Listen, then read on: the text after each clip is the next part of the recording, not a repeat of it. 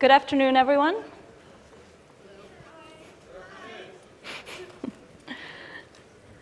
Just give everyone a second to sit down.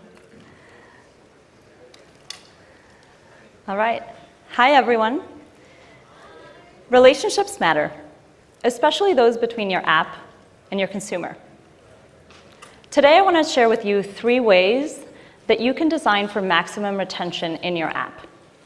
My name's Isabel, and I'm part of the developer strategy team here at Oculus. That means that every day I work with developers, and I help them improve their apps and launch successfully on our store.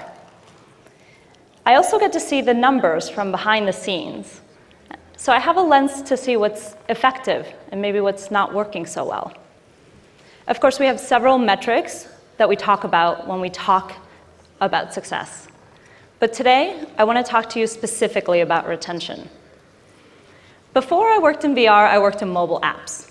And in mobile, when you're talking about retention, you're talking about a multitude of things. You're talking about creating a push notification strategy that hooks people back into your app. Or maybe you're designing mini games and daily quests that create a habit for retention. These strategies work, and they're important. They're trying to optimize the funnel by focusing on changes that maybe create a little bit of a different behavior in your users. And when you have hundreds of millions of users, any small change like this can affect your bottom line. But then I came to VR, and I noticed that retention in VR is different. And I saw this in the apps that I was looking at, the top retention apps on our platform. Retention in VR is different, or at least it's different today. Do you remember the first mobile app that you loved and that you used all the time? I remember my dad's favorite app. When he first got a phone, he downloaded about 200 apps. He filled it. But there was one that he kept coming back to, time and time again. And it was actually quite simple. You would press a button, and the phone would fill up with beer. You remember this. And then you would tilt it back, and using the magic of the accelerometer, you would chug this beer, and everyone believed you were chugging a beer from your phone. And then, at the very end, it would burp. And my dad loved this app. He used it all the time. He would show it to people all the time. And no worries. And for months, I couldn't invite anyone over to my house because my dad would bring out this app. And in the end, that's a simple concept. But that's retention, right? When someone loves your app, and they come back to it time and time again. Apps have evolved a great deal since then, and we expect a lot more from apps today than we did back then. But when I look at the top, some of the most retentive apps on our platform, I'm kind of reminded of that beer app. These are some of the more attentive apps on our platform. And what's really great to see is the variety of things. We have some AAA games in there, but we also have indies. We have utilities and creativity tools. You see some brands that you recognize, but also some completely original ideas that only exist in VR. Many types of these apps enjoy a high retention, sometimes really, really high. Some of our top apps see more than 75% of people coming back in that first month. That's really cool. And it's not just a handful of apps. More importantly, we also see a correlation between most retentive apps when we cross-reference it with our top revenue apps. So I think retention is really important, that we should be talking a lot about it. But when I started digging into these apps and thinking about why do I think that they're really retentive, what makes me keep coming back to these apps, I saw some similarities in the way that they do this. And I think that what they do is that they create a relationship with people. I kind of think of it as similar to making a friend in real life. First, you might say hi, and it's kind of polite. Maybe it's a little patient. You're trying to impress them. And then you strike up a conversation and maybe really get going, right? You make some jokes, or you get a little philosophical. Your true personality starts coming out. You become familiar. And then, at some point, you have to say goodbye. But when you do that, you make sure that you figure out, how do you stay in touch? When are you going to hang out the next time? So I think apps, and really good apps, do something that's a little bit like that. First, they make a great first impression. Then they start to share their personality and become familiar. And lastly, they figure out a way to stay in touch, both inside of the app and outside. But this is not new. You might already know some of this, and you think that, of course, it's a great way to build a great product and design a great product. So today I want to dig a little bit deeper and use some of my favorite apps to talk to you about ways that you can do this that are specific to VR. Starting with making a great first impression. Now, when I say making a great first impression, I want to be clear that I'm not just talking about onboarding or showing someone how your controller buttons work. I'm really talking about something a little bit deeper, making a connection with people. And I want to show you an example from one of my favorite apps, which is First Contact. First Contact comes from the Oculus Rex team, who also built Toybox and Oculus Dream Deck. And they had a pretty big task, because this came out when we first launched our touch controllers. So they had to help people understand how the controllers worked and make it intuitive for a multitude of tasks, whether it was pointing or shooting or pushing or pulling. And that's a pretty big task. But this isn't a tutorial. In fact, I still demo this app all of the time to people. I really, really love it. And when I spoke to Bernie, who's on the product team for this, he didn't talk to me about how he included information or anything like that. What he said to me was that, VR can really be overwhelming sometimes, or you can easily feel alone. What they wanted to do was acknowledge your actions, and they felt that that was really powerful. So let's see what they built.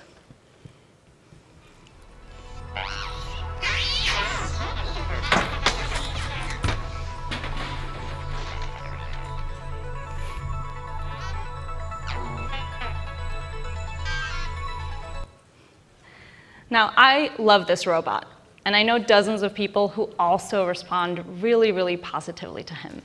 He's kind of shy, he's a little bit clumsy, like why is he kind of knocking into all of the things? And then he hides behind the wall.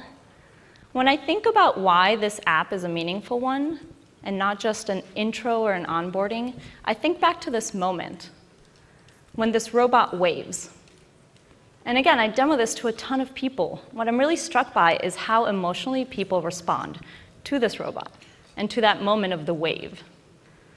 Sometimes people, they'll do like a simple, easy wave like Aaron does, or like Valeria in the middle, they beckon him out from behind the wall. Or like Dorian, and I see this all the time, people actually like mimic the way that he peeks out from the wall, but why do you do that? I don't know, but it's completely human, and it's completely natural. I think this physical human reaction to this robot is really important. This is kind of the magic that First Contact brings to us. In VR, people's body language and their natural movements get to be part of the UI that we're designing for. And that's extremely powerful. That's really cool. So that's my first takeaway for everyone here building an app, is you have to identify what is the magic inside of your app. Why should someone use it? Why will they love it? And then I want you to get to it as quickly as possible. This is one of the biggest cardinal sins that I see in VR at all of the apps I look at. If you haven't created something that makes me feel something unique within the first 3 to 5 minutes, you should. If I don't feel that in the first 3 to 5 minutes, I would say that it's kind of hard to impress me after that. So make sure that you're building for that. And on the other hand, don't build so much magic that it's really hard for me to find my way. Like we saw Bernie saying, VR can be overwhelming, and it's kind of a new medium. So make sure that you're showing people the way. Let me show you a couple of clips from First Contact.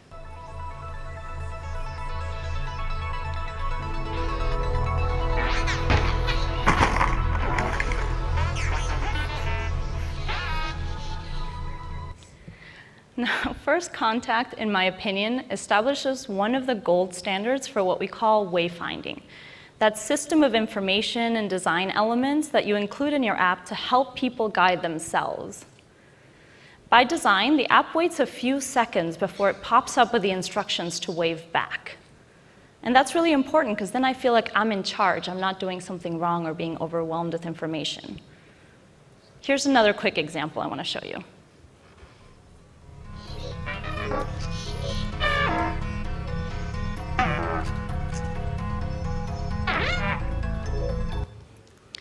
So you see the hex animation pop up, but what I think is really great about this example is that you actually have two wayfinding systems that are working together. So you have the hex system popping up and telling you how you should be behaving, but also you have the robot pointing to where you should be inserting the floppy disk. So he kind of becomes your trusty guide in this experience and leads you along the way. If VR can be overwhelming, you have to help people along. But don't push them. You want to do it in a very patient way. You want to really nudge them, but do it patiently and with intent. Don't allow it to be an overwhelming experience. So these are two important elements of making a great first impression, I think, that are especially important in VR. Once you establish those first steps, you get to start sharing your personality. And who could tell us how to do that better than Rick and Morty? Holy crap, Rick! You made a Morty clone, Rick! Yeah, I know. I had to rearrange the entire garage to do it, Morty. Morty clone, pay attention to me. I need you to take this laundry and put it in the washing machine. And if that's too confusing of instructions for you, you know, there's a dry erase board on that I put up in the garage here. In the dry erase board area, you'll see I wrote instructions on what you're supposed to do. So from the first moment that you step into this garage, Rick and Morty make themselves known. It is so fun. I mean, their first task that they tell you is to clean this hideously dirty laundry. They have a wayfinding system of the whiteboard where you can always know where to look, but it's set up in a way that they write just the most inane, obvious things, kind of insulting your intelligence a little bit. It's really amazing what this team has built.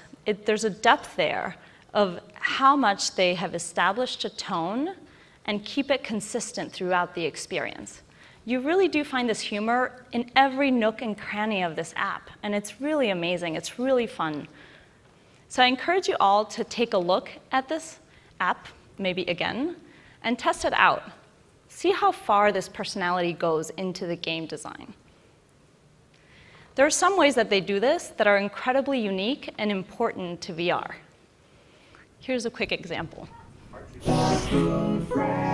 I made this tasty chunk right here just for you.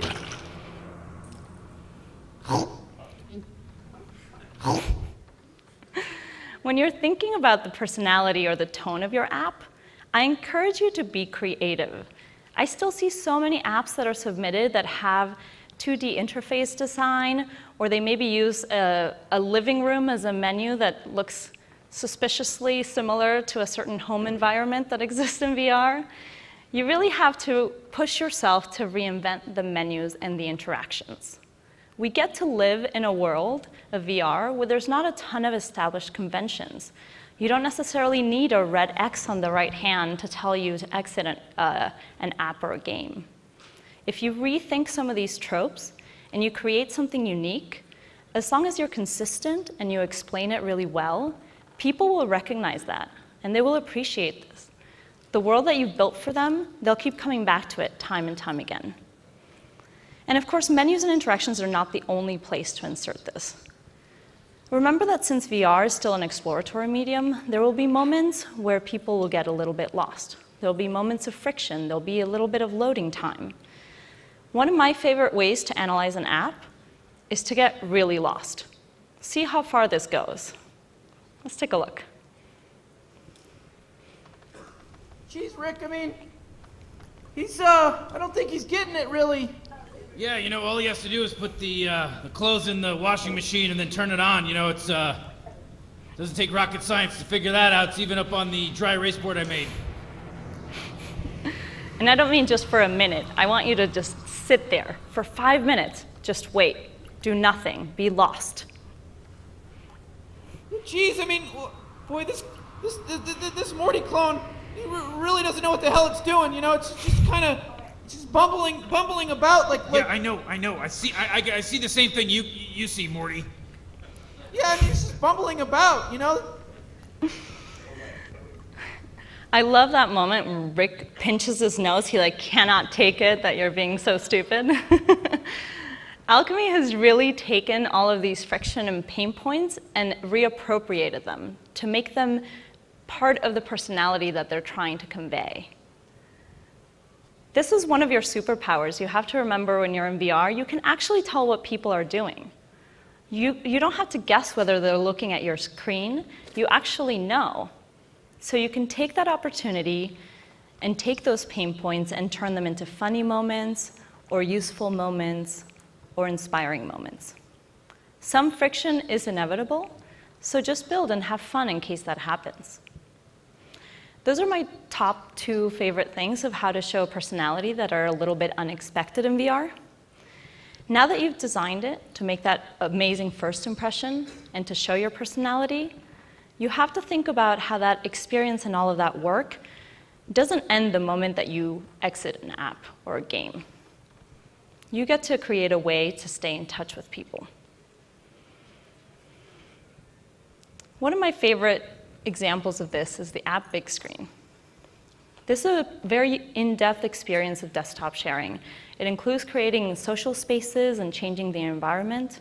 They recently had a really big update that includes cinema quality streaming. And that was partly built from a use case that they were seeing already in the app. So they leaned into it. And they saw a really, really great lift in retention from that update. When I spoke to him, Darshan said that, it's really about the communication. And what I liked about what he was saying is not just about marketing and telling people that you've updated your app, but really it's also a moment to validate your assumptions and test out any misconceptions or biases that you might have had. That's what I would say is kind of amazing in VR, is that we have the unique advantage of having a really tight community of people, all of the people that are in this room and all of the people that are in this conference, who care about making your products better. The better that your apps are, the more amazing that VR is to use. So make sure that you find people and you connect with them, whether it's on social networks or maybe across forums and different platforms. You have to really work to create a feeling of community. And that's really, really important to your app. It's a way to both get bug fixes and feature requests, but also, as Darshan said, validate your biases. Make sure that you're building the right thing.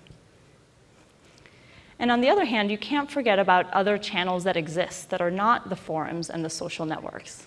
I want to talk to you about a couple of them that I see a lot of people maybe aren't thinking about, including your assets on the store. I've seen some really great examples of people when they make a very big change to their app, actually update their icons, update their screenshots. Think about this as one way to communicate with people. If someone has downloaded your app but hasn't come back in a while, this is one way to tell them, hey, there's something new. You should check us out again. And as you heard Christina talk about earlier today, we also have Explore, which is a way for you to be able to build developer stories that will be surfaced to the right people at the right time. It's coming to Rift in this next year. And then you have to think about the actual in-app experience. One of the things I really like when I use Big Screen is that they do a really phenomenal job of helping guide the way, especially when it comes to new things, like their new avatar system, where you can test around different hairstyles, although I always like the short purple one. That's me.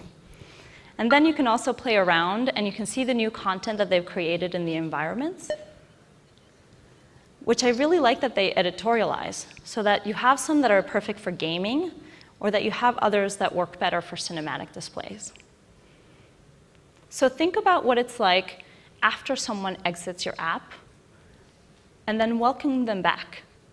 Are there different things that you should be pointing out? Can you help guide the experience in a way that feels really meaningful to them, like you recognize them? When you see a friend for the second time, you don't introduce yourself again.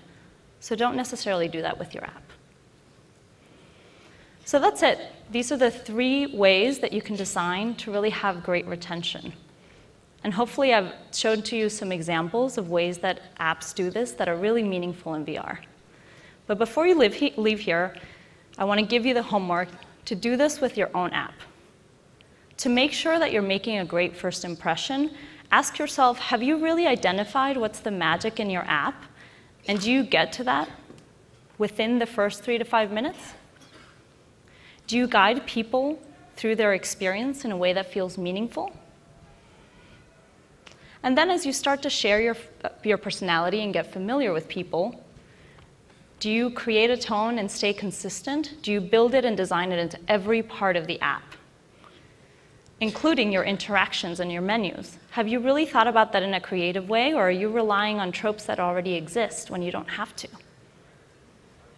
Have you identified the pain points, the moments of friction, anything that might not be working exactly in the right way? And then do you take advantage of them and make them a moment where you can actually show your personality again? And then lastly, when you're figuring out how to stay in touch, have you found and fostered your community no matter where they might be? Have you utilized our platform tools? We have a few of them. We're trying to make sure that you can communicate with people outside of your app, so get to know them. And lastly, do you welcome people back? Have you thought about, past the first experience, what's the second and the ongoing experiences that will make people feel welcome? That's what I had for you today. Thank you so much. And of course, stay in touch.